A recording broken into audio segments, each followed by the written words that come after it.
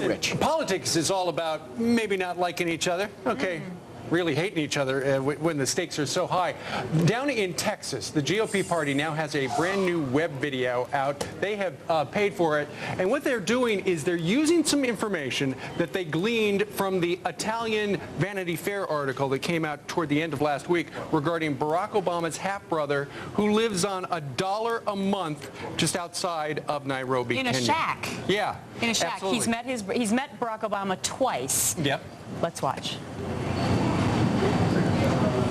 Barack Obama has viciously attacked John McCain and his family for being successful in living the American dream. This, even after McCain gave so much for his country. Obama claims he's looking out for our families in an economic downturn. But ask yourself this, if Obama cares so much about your family, why doesn't he take care of his own family first? Barack Obama lives in this house, wants to live in this house, while his own brother lives in this one. Paid for by the Republican Party of Texas and not authorized by any candidate or candidates committee. All right, so we don't know how the McCain camp feels about that, but we do know this, that John McCain went on a day vacation right after he was not able to answer the question how many homes he had. Joe Biden mentioned how many homes he had, how many kitchen tables he could sit at. Everyone's having fun with it. Bob Beckel talked about it all day. Well, John McCain answered that question when Katie Couric asked him about how many homes he had and why he couldn't answer. Here it is. We spend our time primarily in Washington, D.C., where I have a condominium in Crystal City. Here, in this beautiful Sedona that I'm blessed every moment I can spend here, our condominium in Phoenix, Arizona, and a place over in San Diego. The others are also for investment purposes. So all I can say is I am blessed to have the opportunity to continue to be part of a country where you can succeed and do well.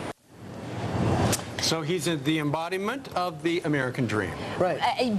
The thing I glean from this is that this is getting nasty, folks. Yeah. This is getting nasty. If we go back to that Texas ad where they're bringing up the half-brother now who lives in Nairobi. On $1 a month.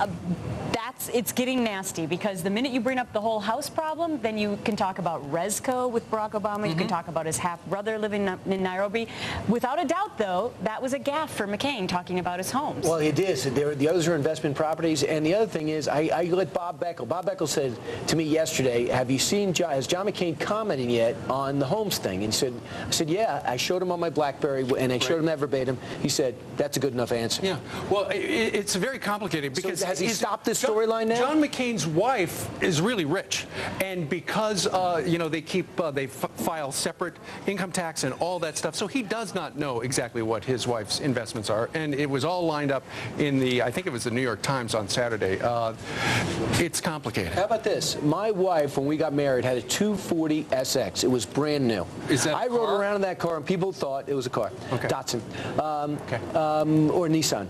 And I rode around in that car, and people thought, wow, Brian got a new car and wondered where he got that money. Well, the fact is, it was my wife's car. I married into that car. Sure. I knew they were talking about me, but still, I rode around in the car. Yeah. But because it was mine, because we got married. He got married. It just so happens he could have bought 4 million 240 SXs. We have the same issue when we both got married. I bet she wishes she would have written that out in the prenup. Her car. Yeah, I mean, could he have mentioned that? Could he say, listen, it's not mine. It's not mine. It's my wife's, and she lets me live I think that's why he hesitated when he was answering the question. Because he knew that it would not sound good to say to the American public that he had 8 homes. But it was too complicated to try and explain, and he didn't want to make a mistake because then he knew that they would come after him saying he's too old. Yeah, so Sir just said some staff member is going to get back to you. And then that, of course, blew up. I also love this next story. I liked the nun beauty pageant story, but this one is good as well.